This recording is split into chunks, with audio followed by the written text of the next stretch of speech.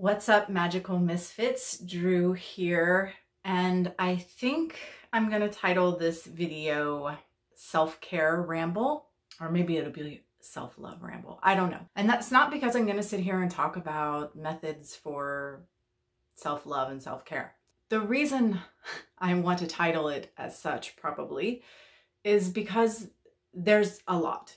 There's so many different things that I've been mulling over and kind of going over the past couple years, but they've really been in the forefront of my mind as of late, and a lot of the discussions I've been having with other friends on similar spiritual paths, with similar life experiences, and so on and so forth. And it's kind of all over the place. So thinking of how to sort of construct that in a video, I just sort of looked at the theme, like the underlying current of all of these topics. And to me, it was my own mental and emotional well-being. Me being my best was sort of the theme that runs through my thinking and where I've come to on all of these topics. And I thought, you know, this is important work for me. These are important things for me.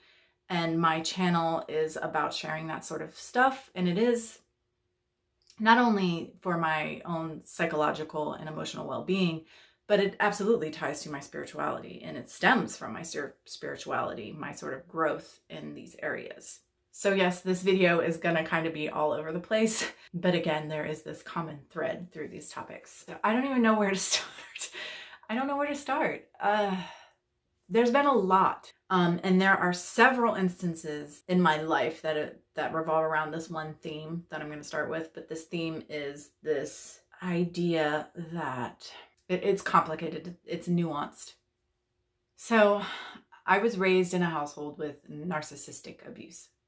And so that shapes how a person interacts in the world and the way they think. And, you know, I've been working on some understanding of myself and my own behavior and trying to move beyond and sort of deprogram myself, if you will, on a lot of things. And so relationships with people, both in the past and in the present, I'm starting to look at them differently. And it's been many, many, many, many years that I have known that I've been in denial about red flags.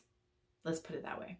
And that became really clear to me in about 2016. No, maybe 2017. 2017, I think. That I was doing myself and others around me a disservice by ignoring red flags. And so moving forward, I did start to acknowledge the red flags, right? I started to say, oh, okay, there's a red flag, but I just sort of filed it in the back of my brain and moved on because I want to be a good person and I don't want to judge people based on the absolute worst parts of them. Like, we're all complex and we all have good and bad things. None of us are perfect, right? I'm not looking for perfection from the people in my life. But when a red flag says this could be a problem in the future, I need to not just file that back and be like, well, you know, let's just not worry about that. I knew that I ignored red flags. So I stopped completely ignoring the red flags and just sort of acknowledged them without really digging into them and doing anything about it. So now I'm in a phase where, like, if I see a red flag, I really look at that. What does that look like? And is that like a deal breaker? Could that be a deal breaker? And if it is, well, maybe I need to change this relationship or just end it. I think my mentality was that that I want to be a good person thing. I don't want to judge people. I don't want to, you know, I want to give people the benefit of the doubt kind of thing. And that in and of itself isn't a bad thing.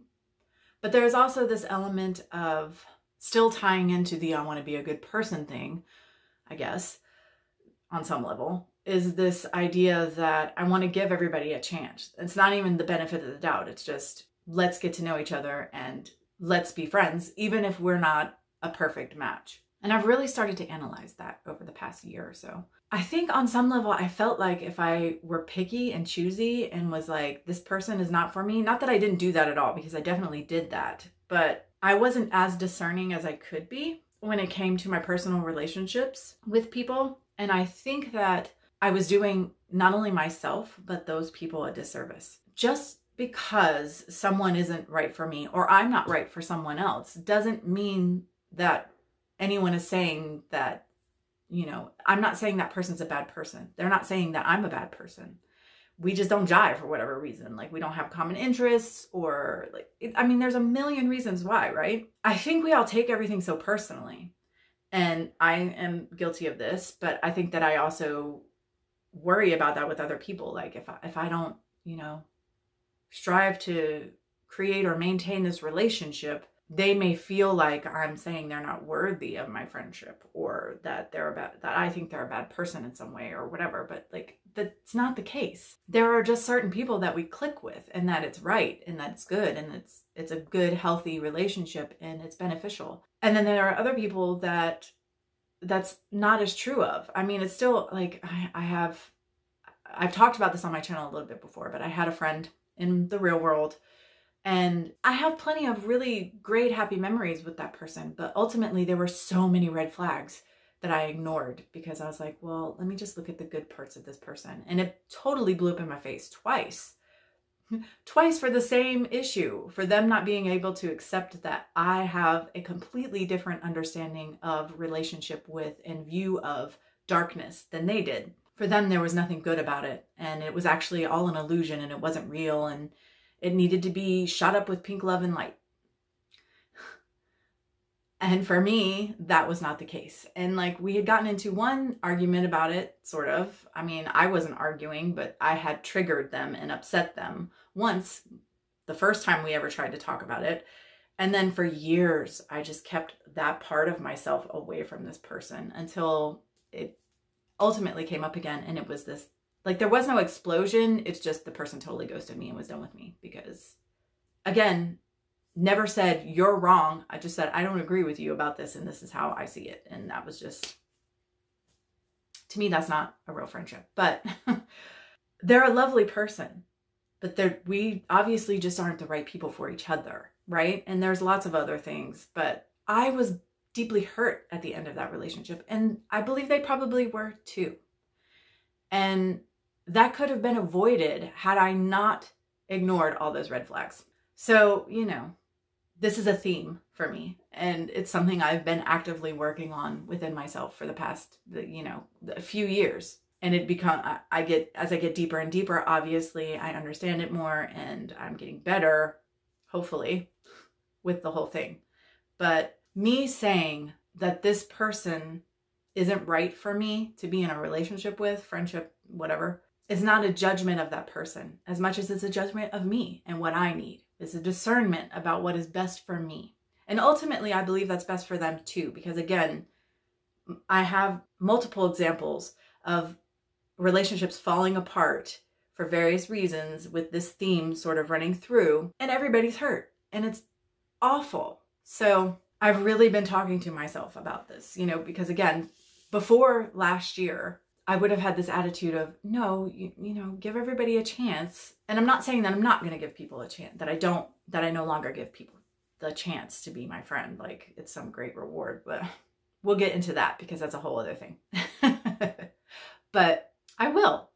It's just that when I see a red flag from now on, I want to deeply examine that. Why is, because when I see a red flag that again has nothing to do with them, that's me, like, oh, that's uncomfortable. I don't like that. So I really need to dig into that and own it and understand whether that's a deal breaker for me or not. Again, no judgment on the person. It's completely about me. This is why this video is very, you know, self-care, self-love, because it's all about me. And like, take that how you will, but I can't control anyone else. And I have to do my own work, and I have to look at my own messes, and I have to clean them up as best I can and become a better person within myself, because nobody else could do that for me either. So, you know, this is about integrity and personal accountability as much as anything else. I want to be a healthy person so that I'm happy and healthy, but so that I can be a positive, healthy, happy influence and part of other people's lives as well, right? Another part of this conversation is, it ties to this absolutely, but it moves more into the situation with the old man, which for anyone who doesn't know, that's my father, but I don't call him by familial terms. I am estranged. He has narcissistic personality disorder. And I just got really tired of being subjected to narcissistic abuse. Just, 40 some years of it was enough. I'm done. So initially, for years I was sort of gray rocking, which is a technique used to deal with narcissists. Although I didn't know the name for it. I didn't know that's what I was doing. I learned it later, but that's essentially what I was doing before I just decided, nah, we just got to cut this off. And there's guilt with that. There's guilt with that. I've just been talking to a friend about this because I've been programmed by narcissistic abuse from birth, so there's that, deprogramming to be done. There's all that to unpack because I'm supposed to take this. Like, that's my job to take this, among many other things. But there's also this layer of societal, like, you don't turn your back on your parents, right? You don't do that. Love thy mother, love thy father. Even if you're not Christian, that is ingrained in a lot of societies, to just take whatever they give and just be okay with it and just be the good kid. So there's this guilt that comes along with this estrangement. And I'm not anymore, but in the beginning, I was constantly having to say to myself, and I still on occasion, like, it'll come up, there'll be this guilt and this ick bubbling up within me. And I have to say to myself, you are not a bad person. You are not doing this for revenge. You are not doing this to hurt him. You are doing this to protect yourself, because he has proven time and time again that if you have contact with him at all, it's going to become abusive at some point. That's just the pattern that we've viewed for more than 40 years. So you are not a bad person, even though he is completely incapable of self-reflection and does not understand that he is causing this mess. He is causing this mess, and it is not your responsibility to clean it up. You can only clean up your own yard. So clean up your own yard. And I have to lovingly remind myself that I am not doing this to be some vindictive bitch who's trying to hurt someone else. And this does tie into that whole thing. It's like, because again, there's that, and this is probably because of the way I was raised, but there's this feeling that, it's not okay to be very selective about my relationships and to acknowledge that they may not be healthy and walk away. I had totally figured this out on a romantic level, but I'm realizing I haven't totally figured it out on a friendship level, because I've not had relationships with friends who were abusive, maybe a little toxic and unhealthy for different reasons, but not like flat out abusive, but just unhealthy. Just unhealthy for me in some way, shape, or form. And not because the person's a monster or they're a bad person. It's just because whatever the reason is, a myriad of reasons why it may not be a healthy situation for me. And so again, there's this attitude that I need to tell myself, it's okay. You're not making a judgment about them. You're discerning something for yourself, and you're not doing it to be ugly or hurtful or mean or nasty. You're doing it because it's what's best for you. It's uncomfortable. It's something that, I have to work through anytime it comes up. I mean, there have been several silver linings to this whole disintegration of the relationship with the old man.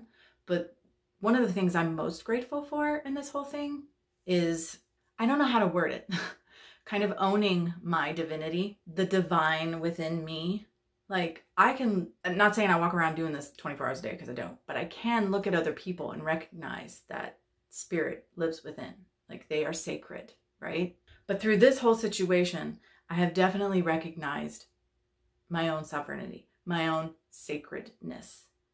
And, I have this new mantra, if you will, where I say, no one has the right to be a part of my life. No one.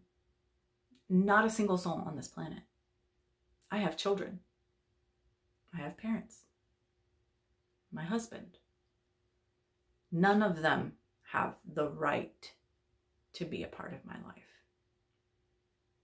None of them are automatically deserving of being in a close, deep relationship with me. I will say my husband and my children are deserving, but that's because we have a lot of mutual love and respect between all of us, right? But if they did not hold me with love and respect any longer for some reason, I would really have to reevaluate that situation, because as wrong as it is, and sort of the grand scope of society for me to say this, it's the truth. And it's not just the truth about me, it's the truth about each and every one of you, every single person walking this earth, including the old man. Being a part of my life is a privilege. It is not your right. Now, everyone else may not view it that way. Like, I don't view being a part of the old man's life as a privilege for obvious reasons. And that's my choice that I make. So, you know, anyone who doesn't view being a part of my life as a privilege, that's fine. Like, we don't have to have that relationship. But I no longer want to accept it. If you cannot recognize that even though I'm imperfect, I am a sacred being and I'm deserving of love and respect, then I don't need you in my life. And vice versa. If I'm out here and I am not being loving and respectful to another person, they shouldn't have to be part of my life. Like, I don't expect that. The best example I can give again is my children. Like, I have relationships with my children. I love them. They love me. But I don't expect that, which is part of the reason why we have such a great relationship, because their whole lives I have raised them, even though I haven't been perfect and I've made my mistakes. I have raised them understanding that they would grow up to be adults and that they would be their own sovereign beings, that they would be their own beautiful, imperfect, divine sparks of juiciness, and that if they didn't want me in their lives, I had no right to be in their lives. And that's exactly how it should be.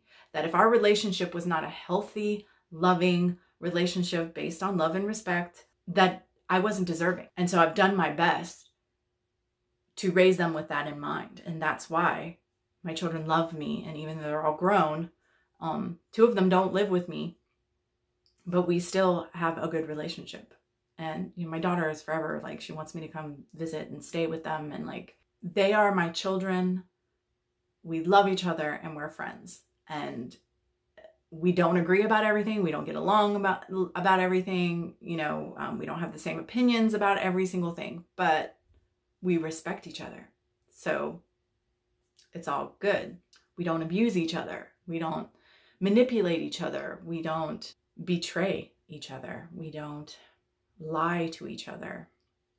So on and so forth, right? I am not interested in creating relationships in the world that are unhealthy for me or anyone else. So that's one part of this. And this video is already way too long. I have a whole other thing. So as you know, this whole self-care topic so far, we've been talking about more emotional and psychological with regards to relationships to other people. Now it's more of, I want to talk about my relationship with myself and community in a more broad scope, and my path and my practice and divinity, what have you. So I can absolutely say that everything that I talked about in that last video, the reason I'm sitting where I am in the space I am now with all of that is directly due to Aset and Sekhmet, but directly as a result of a Set coming into my life. The reason I was able to stand up and say enough is enough was Sekhmet. I have a little talisman of power that I made that is purely for my willpower and my own strength, and it's hugely beneficial with the whole situation with the old man. But even the whole relationship thing, the red flag thing, again, something I was aware of, but I had just moved into a little less phase of denial of red flags, right? It was just a lighter shade of denial, if you will. But there were things that happened in my world that, again, connect directly to Aset, that with red flags and relationships that led me into deeply analyzing myself and my place in friendship groups and on a larger scale in the pagan community, the witchcraft community in particular. So the beginning of my path was very more sort of shamanic. And the path that I'm on right now is, I don't know what to call it.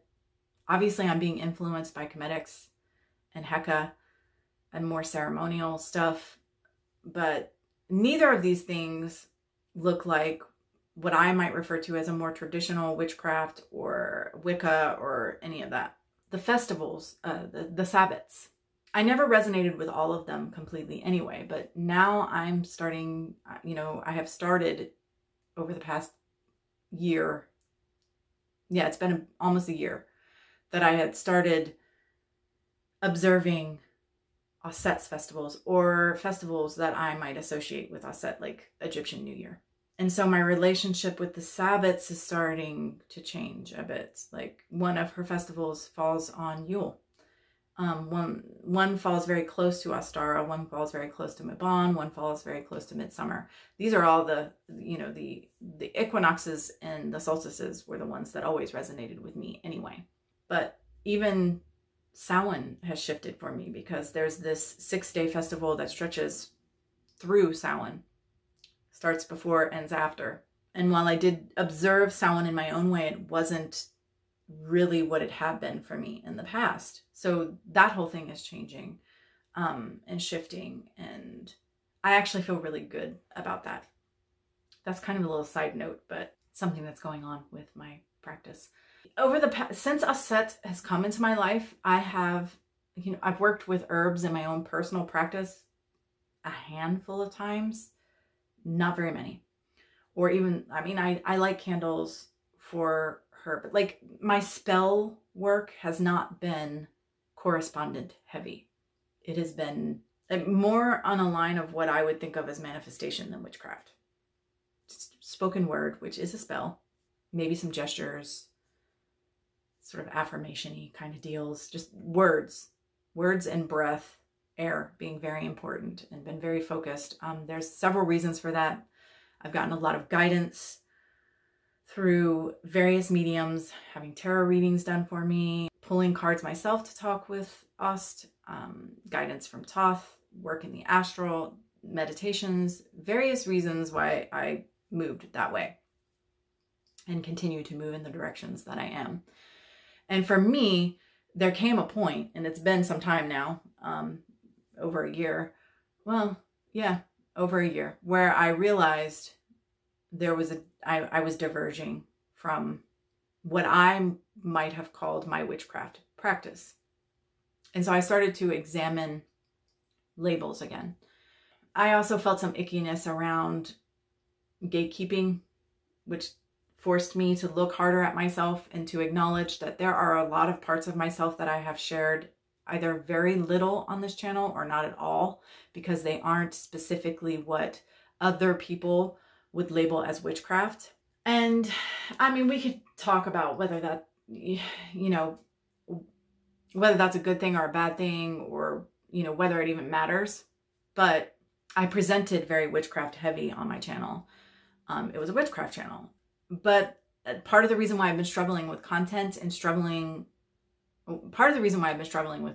only making one video a month is feeling a little bit afloat. Okay. That started and was very sort of minuscule when Ost came in the first place, right? Because it was so foreign and so alien to anything I had done thus far. And it was not a direction I had ever imagined myself going into. So that just threw everything kind of up in the air anyway, to start with. And then I don't know. I mean, I know there are witches out there who practice Heka, or, you know, Comedics or what have you.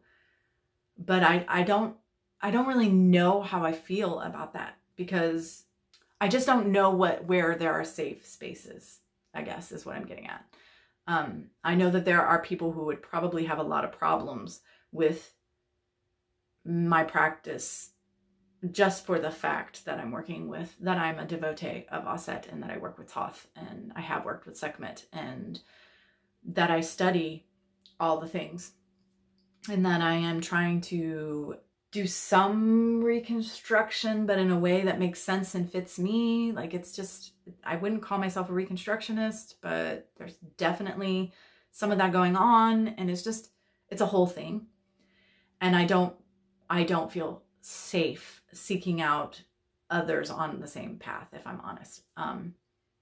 My safe place was in witchcraft within this pagan community here, but then I felt like that got jostled later, because I felt like if I was honest not everything I do fits into a lot of people's definition of what is a witch and what witchcraft is, even before Aset, right?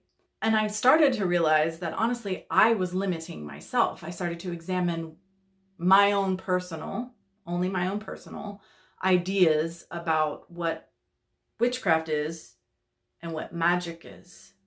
And I honestly have come to the conclusion that if magic were an umbrella, witchcraft would be under that umbrella. But it's not the same thing.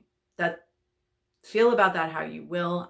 Again, I'm not here to dictate anybody else's beliefs or practices. That's my own thing. But it made me sort of take a step back from that title witch. I am very comfortable with the title witch. It was a very empowering label for me. It doesn't matter to me either way. If someone says to me, you're a witch, you practice witchcraft, I'll be like, right on. If somebody says to me, you're not a witch, you don't practice witchcraft, that's not witchcraft, I'd be like, okay. I don't care anymore. So this is a blessing, right? As far as I'm concerned, I am a practitioner of magic. I practice magic, and whether that's witchcraft or not, I don't actually care. I don't care. The pagan thing too, I started to re-examine that. Am I a pagan? What is a pagan? And sort of looking at what that is. And honestly, same thing. Someone says to me, oh, you're a pagan. I'll be like, right on. If someone says to me, you're not a pagan, cool. I don't care anymore. I don't need those labels. They can be there or not. It doesn't bother me at all. For me, the labels that I ascribe to myself, again, purely for empowerment purposes or identification, are mystic, which was my original term anyway, before I ever called myself a pagan, and magical practitioner, practitioner of magic. So, and devotee of Ost. But for me, they're a bit more vague.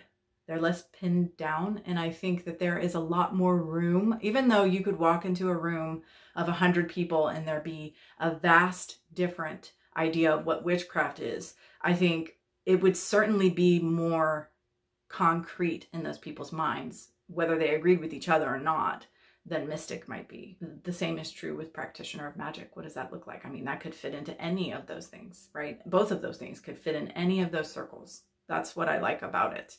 It helps me feel freer. It helps me feel more expansive. Like I have more places to go. I have all this stuff in my repertoire from when my path was more shamanic. And then when it was very witchcraft heavy, and now into this new level of it. Honestly, I felt like, and this is all self-imposed, it's no one else's fault, but I felt like I needed to, I've always been myself. And I think any of you who've watched me for any given time will see that I am authentic. But I did feel like I only shared certain aspects of myself here because they needed to fit inside of that label, which as far as other people in the community were concerned. Again, nobody said that to me. That's just how I felt. And I did see things going on in the community. And this is a large community, but in pockets of the community, things that led me to believe that it wasn't a safe space unless you fit into a certain box. And again, I did step out of it a little bit. I talked about sacred geometry on my channel, talked about crystal gridding, crystals, talked about chakras and auras and things that are more at the fringes, if you will, that are more into maybe New Age or other systems. I was always very cautious about it. And I am honestly still in a very cautious space. Another reason why I'm only making one video a month, because I don't feel as I did. I feel a bit alienated. I don't know where I belong. And that's not a bad thing. For me, that's not a bad thing. That's me being given an opportunity to grow some more and to figure some more stuff out about myself. It's a good thing when I feel like I don't have a home or a place to belong. It's a good thing when I do feel like I have a home and a place to belong too, though. Again, this is no one else's fault. It's just probably, from my perspective, what is needed on my path at this time to encourage further growth and development. Because it would be very difficult for me to stay stuck in that little witchy box I had built around myself and do the work I'm meant to be doing now with Toth and Aset. It just wouldn't, they're not, that was that and this is this. And I've still got it in my repertoire and I can pull it out anytime. But right now I need to step away from that and be doing something else. And honestly, the relabeling is another form of self-care. For me, it is definitely beneficial to my mental and emotional well-being to step outside of those boxes and labels that I had created for myself, as well as allowed other people to place on me, and move into new ones that I've created for myself and that eventually other people will place on me because it's what I'm projecting, right? Aset has made it clear to me, again, through various mediums, that sovereignty is the theme that we're working with. At least it has been this year. We'll see what happens next year. And it's about stepping into my own power, recognizing my own power. And, you know, yeah, that includes stepping out of old, outdated patterns or beliefs or identities. So I'm very grateful for this year. It's been a year of growing pains in many ways. It's been slow going, I have to admit. And I don't know how much longer I'll be in this phase. If I'm honest, there are times where I'm just like, I don't even want to make videos anymore. But I know that there are some of you wonderful, lovely people out there who really enjoy my content. And I don't feel that I owe it to you, but that in and of itself is a type of relationship. This is a symbiotic thing that's happening. I enjoy that. I enjoy interacting with the people who enjoy engaging with my content. And I honestly think it's, again, more just about me feeling like I adrift and that I don't really know what I have to share that's of benefit to anyone right now, because I am going through my own, so much on my own here of a metamorphosis, and it's slow and steady, but like I'm excited to see where it goes, but it's just a bit slow going. And again, I only have so much to offer at this time. And it's also this idea that this transition is happening in my channel was this one thing, and what's it going to be as I change? Like, and are people going to be into that? Are they going to want that? And, you know, I don't know. I can't know. But I just have to continue to do what's best for me and what fits best for me. And like I said, this year has been all about my own personal authority and sovereignty and power. That involves a lot of going inward. I have plenty more shadow work to do.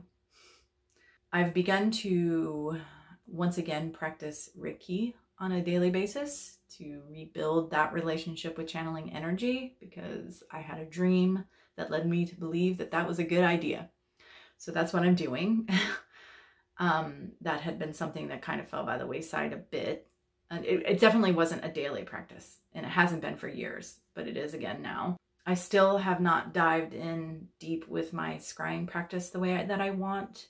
And I want to have more meditation, maybe astral work. It's a good time of year for all that. So I'm moving kind of into that space, but I somehow feel a little resistant to it all, but I just have to step into it, lean into it, and we'll see where it goes and what happens. I have an idea of where I'm supposed to, why I'm doing the things I'm doing, what it means for me and my path and my practice, but it's more the how. It's like, what does this look like? How does this develop? So I'm very much trying to get myself into a space of let's be here right now, which I think is another thing. You know, if you know anything about Reiki, they have the just for today, I will not anger, so on and so forth. And so I'm very much trying to adopt that right now as well. I have to thank a friend for reminding me that that's what I need to do, though she won't see this video. But, you know, just for today, I'm going to do Reiki. I'm not, instead of setting the goal, I'm going to do this every morning for however, you know, like just for today, I'm going to do this thing. Just for today, I'm going to deep dive into scrying. Just for today, I'm going to meditate, you know. And I'm trying to be very focused on what I need to do right now rather than looking at any end goal, because it's like a mirage in the distance, you know. You keep making your way to the big, beautiful lake and palm trees, and by the time you get there, it's not there and it's up there again. So I'm trying to focus on what is best for me today in this moment, what I need to do. Yeah, again, ramble all over the place. I think I can stop because I probably could just talk forever. So let's just stop. Hopefully I was somewhat articulate. Thank you so much, as always, for listening to me, hanging out with me, and hearing my head noise and my heart noise. And until next time, much love and gratitude.